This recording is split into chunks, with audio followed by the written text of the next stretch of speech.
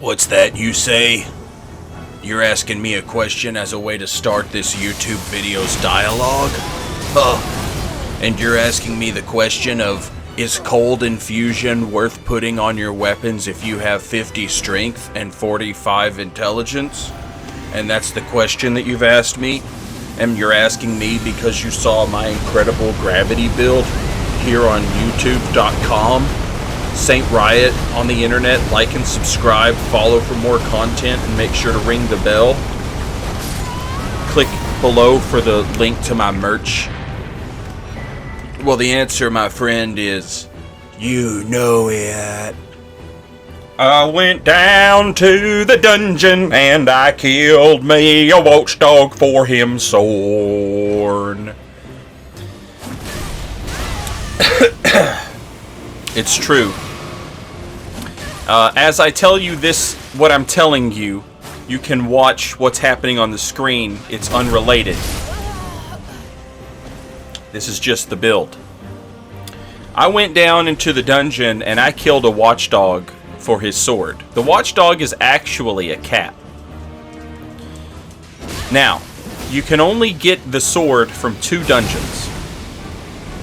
Both of them are in the catacombs of, the mountains tops of Giant or whatever. Giant's mountain tops, whatever the heck it's called. There's a catacombs there, and then there's a hero's grave there.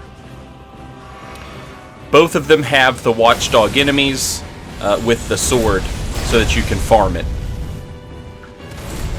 I'm going to tell you where I farmed the watchdog's great sword, which is a colossal sword, by the way. I farmed it in the catacombs, right in front of the big long bridge with a fire prelate hanging out there, banging on his chest. You go to that catacomb, you go down the elevator, and then push the elevator button, send the elevator back up, and when the elevator goes back up, go down the elevator, and it sort of doubles down. And there are 2 watchdogs down there. One has the staff, one has the sword. There's also a bunch of traps down there. So, kill the watchdog. If it drops the sword, great. If it doesn't, you can just step on a trap and you'll respawn down in the very same spot because there's a stake of Marika down there. It makes farming that weapon very easy.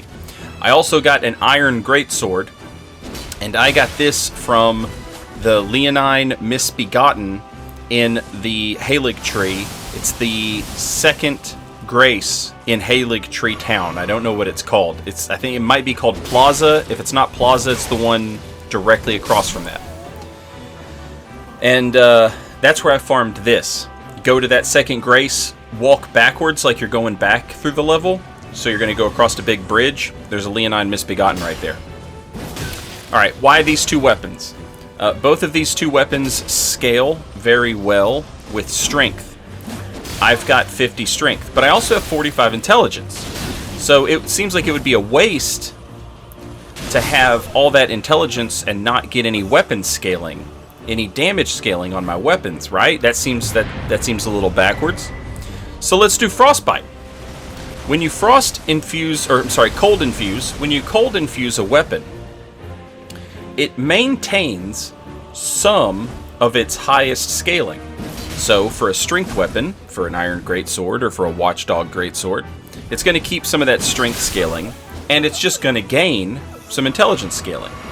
This will never be as good for a straight intelligence build as just going straight intelligence magic, going straight magic infusion. But if you have a bunch of strength, then this absolutely works much better than I anticipated it would. And this is probably true of a lot of different weapon infusions that you can do. But when you hit someone and proc frostbite, any damage that you may have been giving up as a result of not going pure magic, you'll make up for a lot of that.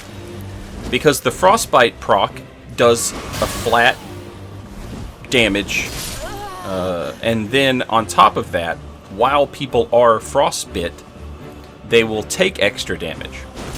So, yeah, maybe you gave up a little bit of all the time damage, but you make up for it with that flat proc frostbite damage.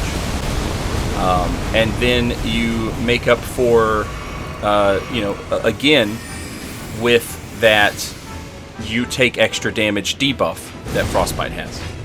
So, this being a strength int build, I don't proc frostbite really fast. This is not, and keep in mind that this is not a frostbite build. This is a strength int build, and I was looking for like what weapons I could put on this build that would work well. And my point that I'm making here is you're not going to proc frostbite very fast, but as you watch this video, you'll see me proc it in 3 hits typically with the greatsword, and 2 hits typically with the colossal sword. And one other nice thing about frostbite is a person like me, if you're watching this footage here, on the PlayStation controller, it's the triangle button. I think on the Xbox controller, it would either be like X or Y. I think it's Y. If you hold that down, you get like a second menu of items that you can use on your quick bar. And you'll notice that I keep the bleed boluses right there on hold triangle tap right. And players like me who do a lot of PvP, we do that because, there you can see it on the screen. We do that because people use bleed a lot.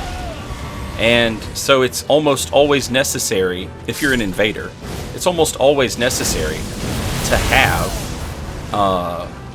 those bleed boluses. The point I'm making is not a lot of people keep frostbite boluses on them. In fact, over the course of this 16-minute video, I think you're going to see exactly 0 people ever eat a bolus, the thaw frost bolus or whatever, rejuvenating bolus, whatever it's called. You're never going to see anybody use one of those. And, some people will. I'm not saying no one ever does. But I'm saying for the most part, it is very rare that you see somebody use one of those. And, in all honesty, if someone were to use it, it wouldn't really bother me too much, I don't think. Because I just get to reapply frostbite. That was a 986 damage heavy attack. Not charged, nothing. That was just 986 damage. Because the sword does a lot of damage, and then the frostbite proc did some damage on top of that. And like I said, it takes 2 or 3 hits typically to proc frostbite. But, you get it in opportune situations, like right there. Sometimes, you'll get a frostbite proc like right when you need it, and it's beautiful. In that instance, the reason it was so nice was because we broke their guard and then take the riposte. And when you take a riposte on someone, or well, it's just the riposte, I think. When you take a riposte on someone, with a colossal weapon, you're going to hit them twice. And that first hit doesn't do much damage. And that's a balance thing. That doesn't do a lot of damage. But if you get that first hit and proc frostbite on that first hit, now the first hit actually did pretty good damage. And then that second hit, which is where all the damage is normally, that's going to do even more damage. And situations like that, where it's just really nice, it just really works out nice when you get the frostbite proc at just the right time. And it's not something I ever sit around and try and map out, I'm going to go for the frostbite proc into the riposte. That's not realistic. It's just a sort of nice little surprise, you go over to your favorite auntie's house, and there's a bowl of individually wrapped candies in there, and they're all that strawberry candy with the little tinfoil, wrap on it. And, you know, you're like, okay, you know, it's a little candy. I like candy. So you're enjoying those. And you know, they're succulent. And you get that fruity, fresh flavor of the strawberry, of the Fresca. Okay? And you're enjoying that. And then you move, you know, you go to grab another one, and you're not even paying attention. You're not even paying attention, but you reach in there, and you feel something a little bit different. That's a Reese cup. And that's what that frostbite proc is. You know? It's that grandma's house Reese cup. So that's something, you know, for you to think about and for you to anticipate. Now, a lot of y'all who watch these videos, y'all are what I like to call legends of PvP. And, you know, maybe some of the best minds and the best to ever put a hand on a controller. All right? And so to y'all, you know, you're thinking about calculations, forensic science. You know, you're thinking about the geometry. You're thinking about decimal points and fractions and how many attacks it's going to take to proc frostbite. You've got a little robot that you programmed on your AOL Instant Messenger. You can just type in a command and it'll hack the mainframe and it'll call back and it'll tell you, you know, oh, if you're using a plus 25 Watchdog Greatsword, you're going to proc frostbite in under 3.4 hits every time, just based on the way flat calculations are defense.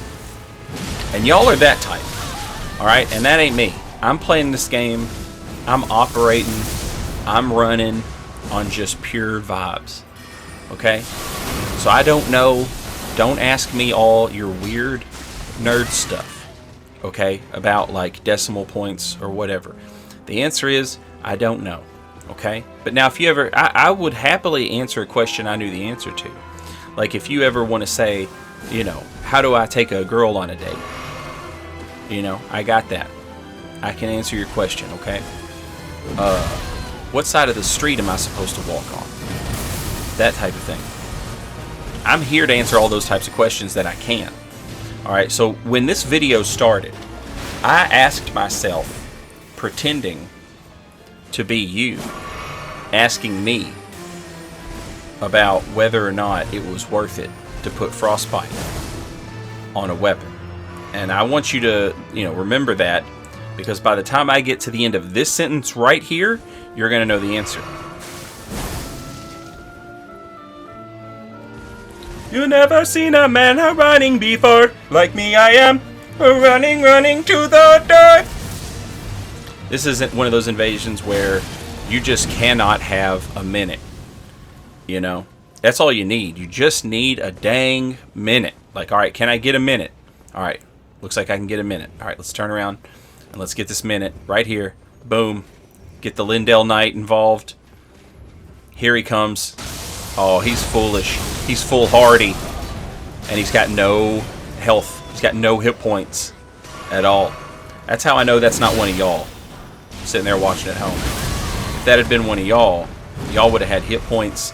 Y'all would have known the correct decimal point. Y'all would have known, you know what I mean? You got a Dewey Decimal System set up telling you which hit points you're supposed to have. And I respect that, but respectfully, you're never going to hit Rock Sling. And I just did.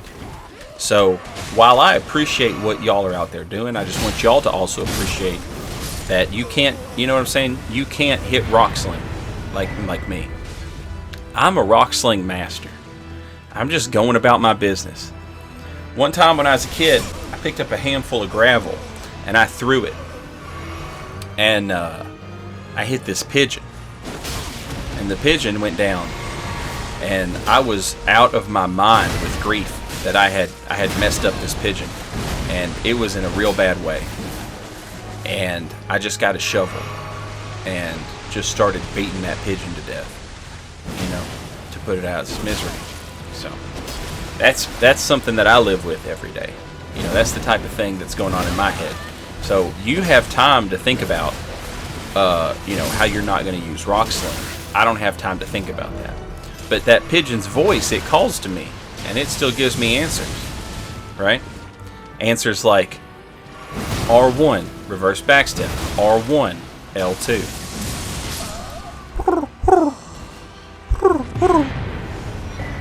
And now he's laying there like pigeon shit. This is the question you have to ask yourself. Can a cold infused weapon kill 3 gankers at Radahn's Beach? Because if the answer is yes, your build is good enough.